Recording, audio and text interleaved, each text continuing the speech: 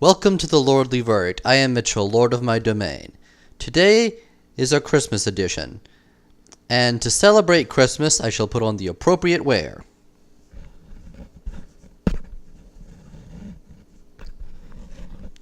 What, I couldn't find my Santa hat. Now, the first game we're going to review is a game that many people will be planning to put in their stocking, Grand Theft Auto 5. By the same people at Rockstar, it continues the story of death, betrayal, sex, blood, and generally killing of hookers. However, does this compare to games such as Vice City, Grand Theft Auto 3, and even Grand Theft Auto 4? And is it worth putting on your Christmas list with the PS4 and Xbox One re-release? My answer? No, it's not. Primarily because, 1, Rockstar has not done well supporting the game. The game's primarily devoted to online play. And the problem with online play is Rockstar has continually broken promises. They promised heist missions. They promised that the online play would, work. There are errors with it. There are errors in the single player. And it's kind of hard to make new friends on online play. They've continuously busted it, and I don't trust them to keep their promises. Essentially, it's going to boil down to doing deathmatch arenas, missions with bad tracking, and just stuff that's not fun. About the only thing you can do for fun is, random chaos and killing hookers. And is that worth a $60 game that you have to buy again for a new system? I'm ruling no. With that said, is the single player any good? Not really. It's the same single player as in the previous game. And that single player has some serious issues. The biggest one? Well, the gameplay for Grand Theft Auto has kind of gotten stale. See, Grand Theft Auto came out at a much earlier time. In fact, the original was when you were a top-down shooter. When it progressed to 3, in Vice City, it added more traditional over-the-shoulder gunplay, but not good gunplay. It's very standard, just go at things with an Uzi kind of gunplay. They only recently add the cover element, and it's not that useful. And even so, it's just a typical pop and cover game. You pop out of cover and shoot things, and so on and so on.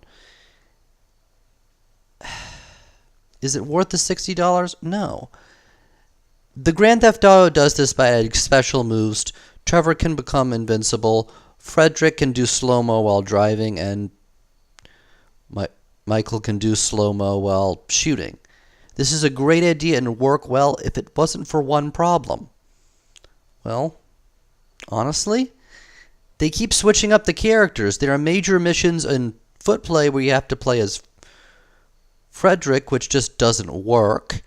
And you have to play as Michael or Trevor in driving missions where it's just typical things.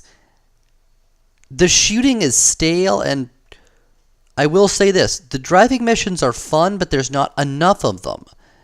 And furthermore, a lot of them are kinda just get to this place to trigger the next cinema, which isn't that fun. It lacks the panache and over-the-topness of the previous Grand Theft Auto games, and does not compare well to Saints Row, which has embraced the over-the-topness, while Grand Theft Auto is trying to tone it down and go more realistic. Unfortunately, they're going too far in realism, and losing the fun of the game. Second thing is, the best part of Grand Theft Auto has always been causing random violence for extra money, robbing convenience stores, the aforementioned killing of hookers, etc., etc., and that's where a lot of people have fun. And it's been de-emphasized severely. Trevor has rampage missions, but there's only 3 of them. And while they're traditional Grand Theft Auto violence, there's not enough of them, and they're not replayable enough.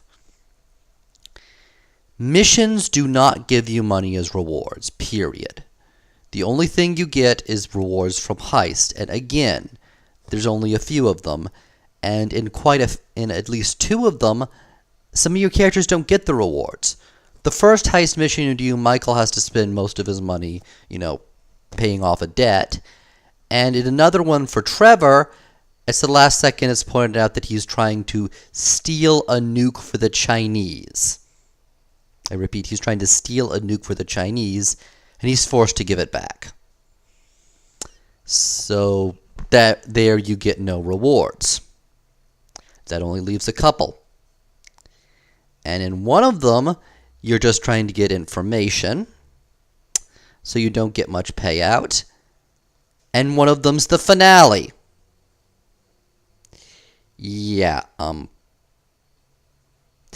the heist missions are, while extremely fun, your rewards risk getting underutilized a lot.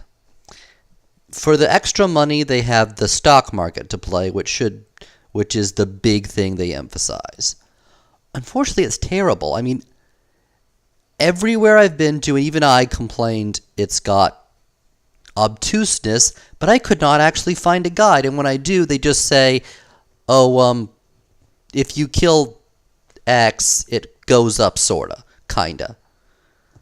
There's one way to get through the assassin missions. The stock missions, and that's the assassin missions. And you know what?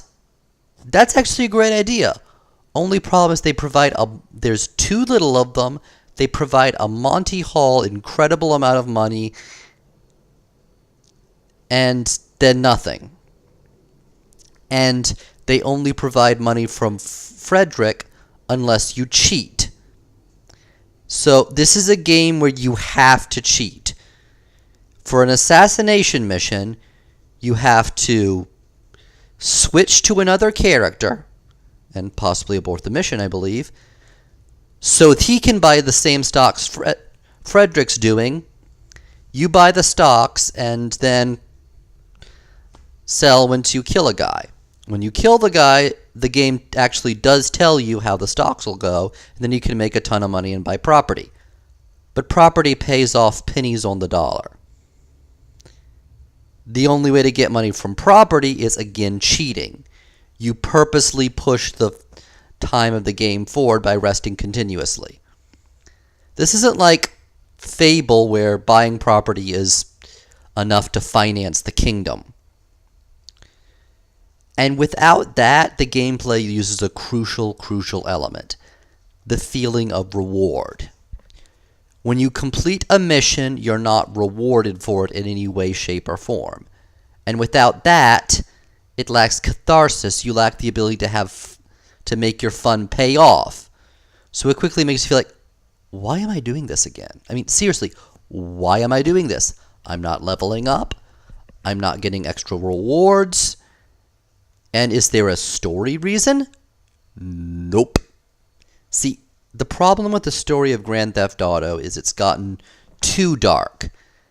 No one in the entire game is sympathetic. Every quest giver cheats you and lies to you repeatedly. The main stars are not sympathetic either. Michael is just a 40-something idiot who's an adrenaline junkie, and he does have some character growth, but it comes too little too late, and it comes out of nowhere, and it's very badly paced. Primarily because of the 3-character system. They advertised it a lot and said it would help show each of the characters 3 different stories, but it doesn't. See, the problem is the stories are so intertwined, you repeatedly have to switch between them.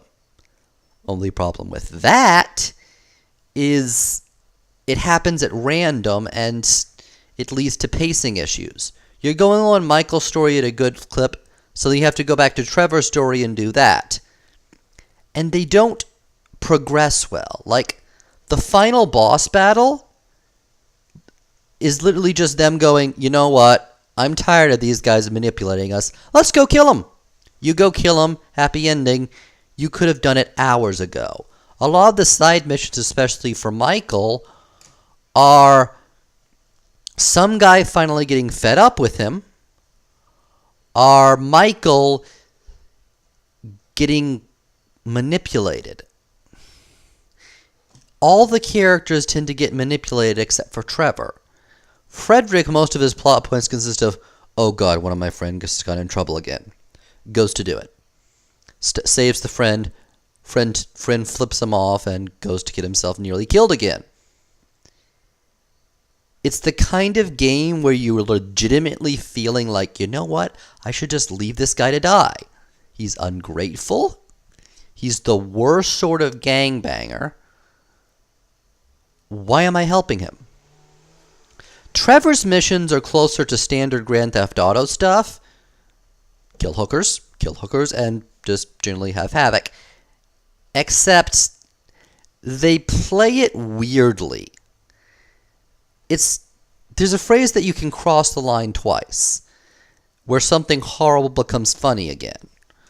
The perfect example would be some of the violence on Family Guy. But they play it so severely that it feels like they've crossed the line 3 times to where it's not funny anymore. Trevor's an implied rapist. He's first seen, he kills Johnny Kibitz from Grand Theft Auto 4. Repeat, he kills a protagonist from Lost in the Damned, one of the better received Grand Theft Autos. And he's just a meth-addicted nincompoop who doesn't even have ambition to him. All he really wants to do is cause random chaos just for fun. He feels like one of the bad guys from Far Cry 3. Michael isn't much better. There's nothing to him, and he doesn't go anywhere. Even Frederick going anywhere is really just about the heist missions, which there's too little of. That's the problem. The game doesn't go anywhere, and it's really mean-spirited. Like I said, all the NPCs manipulate you and lie to you, and many of them actually straight out tell the player you're a horrible person. Trevor's missions just have him kill people who you actually like. And he does it for very ill reasons. Like, they introduce a guy who Trevor literally just barges in this guy's place and says, "You're now my bitch." He's implied to possibly rape the guy. And finally, the guy just cowers at Trevor and says, "Please, I'll do whatever you say. I'll do whatever you say." And then in the end, Trevor kills the guy because he gets pissed off. He takes over a strip club by just walking into the back and killing the owner. And he never gets any consequences, ever. There is an alternate ending where you can kill either Michael or Trevor, but in that case, the main villains get away. One of Trevor's arcs is that he feels bad about a friend of his getting killed, and turns out by Michael, except this falls flat because Trevor mistreats everyone. He has a retarded juggalo who works as his slave servant, and it's later revealed that he got this guy by killing the guy's friends. This isn't played for comedy. It's just, hey, you know, why'd you come there covered in red stuff? It was jelly. You were covered in jelly last time, I remember. That was when one of my friends disappeared. Wonder what happened to them. Nothing. They hated you. Go do what I say. Okay. He's so nice that it doesn't feel right abusing him. This game's action doesn't work. The HD version doesn't add a lot, except it looks prettier, and online is a little less broken, and it even has some new bugs. My friend Grave actually showed a little scene where he completes a mission, friend of his flies off in a helicopter, the helicopter hits a tree, crashes, and he gets a mission failed. I repeat, after he finishes the mission, it the helicopter crashes and he gets a mission failed. That's just dude. Is online fun? Not really. It's only fun when you abandon all the gameplay and just go kill things. And you can do that in Saints Row. You can do that in Saints Row for a third of the price. The humor falls flat because it's mostly just, these are horrible people, watch them do horrible things, and there's no one to empathize with. I mean, the closest funny scene that I can think of is Michael tattooing a cock on a guy's chest, which is kind of funny, but honestly, if you want to play a over-the-top crazy shooter, play Saints Row. If you want to play a game that's funny, play Saints Row. Play Grand Theft Auto 4.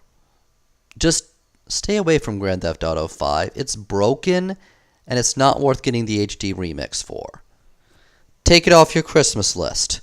That's the lordly verdict.